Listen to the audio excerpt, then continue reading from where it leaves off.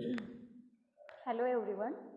Here we are going to for the next unit, that is second unit, permeability and seepage in a geotechnical engineering. Here as a civil engineering, it is very important to learn what is the permeability and seepage. So here we starting our permeability of soil, second unit's first part. So there are some index points in permeability of soil, that are the such as first is the introduction, means what is permeability, why it is used in civil engineering, and why it is included in geotechnical engineering syllabus. Then second is the importance of permeability. As we know, as a civil engineer, we are having so many structures like dams, reservoirs, and etc., bridges. So permeability is very important in these structures, and we have to study about permeability for these structures. Then Darcy's law. Darcy's law is very important in soil related studies. It gives us calculations and formulas from which we are calculate the permeability of soil. Then the factors affecting permeability of soil. There are so many factors which are affect permeability of soil. Next and last is the laboratory testing to find coefficient of permeability. There are 2-3 tests which are carried for the coefficient of permeability. Next is the introduction. Here introduction means what is the permeability. It is the property of soil which allows the flow of water through it. As shown in figure, there is a loose soil and there is a dense soil.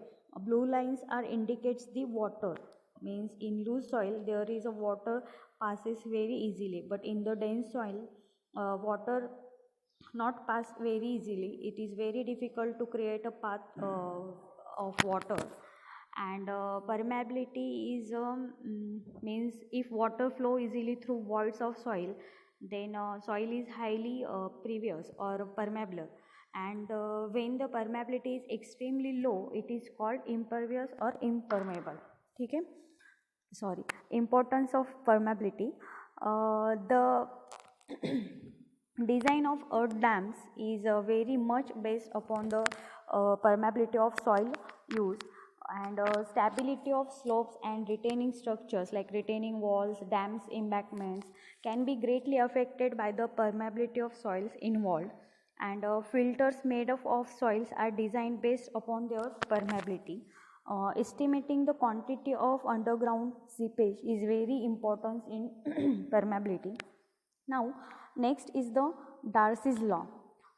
Here Darcy's law means in 1856 Darcy studied the experimentally studied velocity of laminar flow through the homogeneous soil mass, which state that the rate of flow or discharge per unit time is proportional to the hydraulic gradient.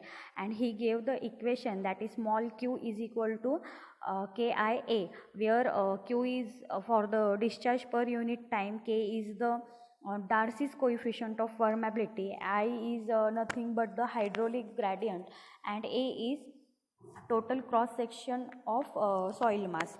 So he gave the equations, and here we can see in the figure, capital A is the cross section of soil sample, then L is the length of the soil sample, small h in is the head at the inlet, and h out is the head at the outlet. Q is the total discharge of water. Then small q is the rate of discharge per unit time, that is small t is equal to q upon 10, small t, that is discharge per second. Okay. Now Darcy's law is state that, as I said in previous, in saturated soil under laminar flow condition, the rate of flow of water through given sample of soil is directly proportional to hydraulic gradient. V is equal to, that is capital V is equal to small q divided by A is equal to Ki. So small q becomes Kia. So here V is superficial velocity, that is meter per second. Then small k is nothing but coefficient of permeability, which united in meter per second. Then I is the hydraulic gradient, means as from our figure, small h inlet and small h at outlet divided by length. Okay, so next one is the superficial velocity. It is defined as discharge per unit cross section area of soil, means superficial velocity capital V is equal to small q divided by A, means discharge that overall cross section of soil. So V is nothing but, as you know, velocity meter per second, Q is the discharge per unit time, and A is the area of the soil sample. Now next is the seepage velocity. So it is defined as discharge per unit cross section area of void to the direction of flow soil. So it gives Vs is equal to Q divided by As. Here Vs is nothing but a seepage velocity, as we know unit is meter per second. Then small q is nothing but a discharge per unit time, and As is the area of voids. Now relationship between the superficial velocity and seepage velocity is seepage velocity, that is Vs is equal to V divided by N. N is nothing but a porosity. So there are some factors affecting permeability so we are continuing that factors affecting permeability. First one is the particle size. Obviously particle size is very affected for the permeability if it is granular, clay soil, silt soil. Okay, so particle size is very important in soil strata.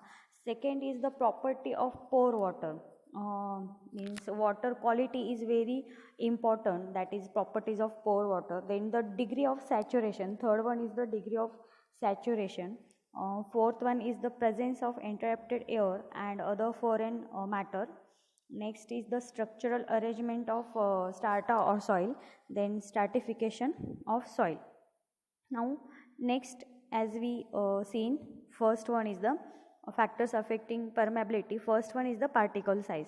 The permeability varies approximately as the square of diameter of soil, that is small k is equal to 100 d square 10.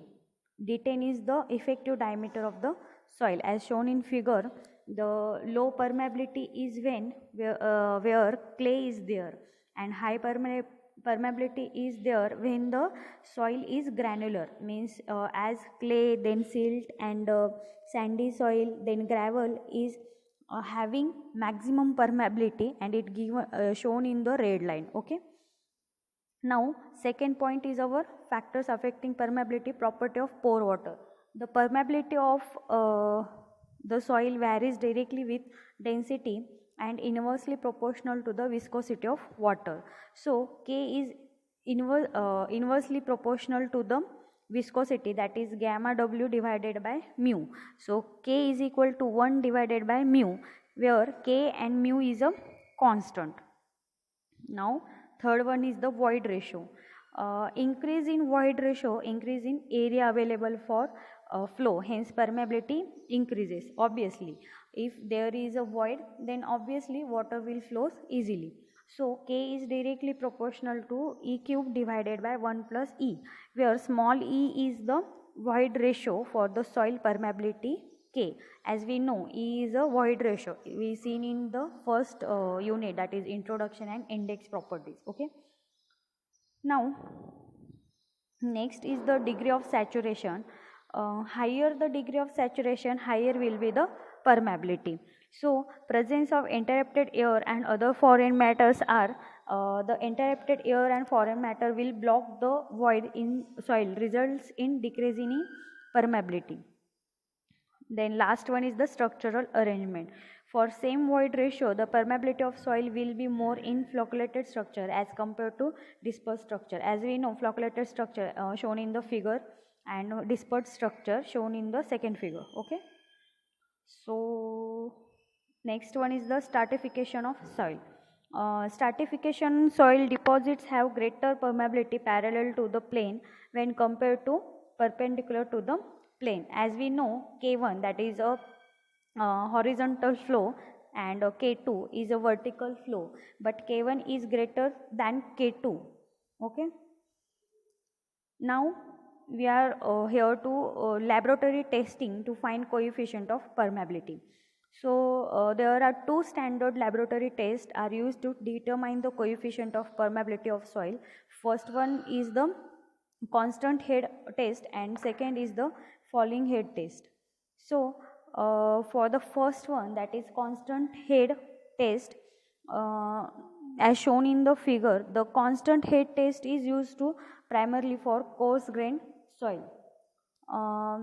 The test is based on the assumption of laminar flow and it is a Darcy's law applied.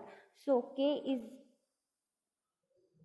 is equal to VL divided by small h, capital A and small t, where we know Q is a V is equal to volume of water collection, then A is equal to cross section area of soil specimen, L is the length, then T is the duration of water collection. Now second is the falling head test as shown in the figure. There are variable head method is adopted for highly impervious soil. This test is conducted when water flows through the soil is very small, such that it is very difficult to measure discharge.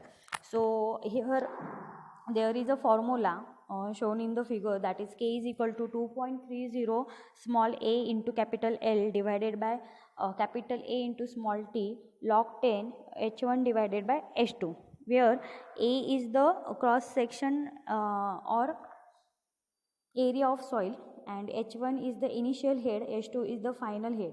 Then E is the cross section of standpipe, small a is equal to cross section of standpipe, capital A is the cross section of soil sample, L is the length of the soil sample and T is the time. Thank you everyone.